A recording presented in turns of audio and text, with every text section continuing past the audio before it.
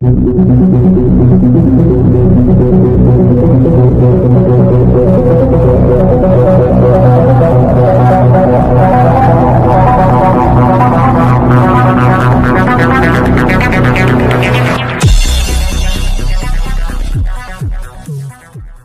సంవత్సరాల అవస్థలు పడ్డారు, 5 సంవత్సరాల అవమానాలు పడ్డారు. నేను మాటిస్తున్నాను, రేపటి నుంచి రేపు అధికారులకు సమావేశం పెట్టి చెప్తాను.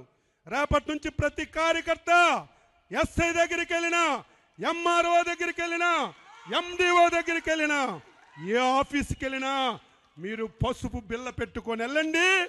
మీకు గౌరవంగా కుర్చీ వేసి టీ ఇచ్చి మీ పని ఏంటని అడిగి మీ అందరికీ పని చేయించే విధంగా అధికారులకు లైన్లో పెడతాను. ఎవరైనా ఒకలో ఇద్దరు నా మాటకు జవదాడితే ఏమవుతారో వారికి నేను చెప్పవలసినటువంటి అవసరం లేదని చెప్పి తెలియజేస్తున్నా.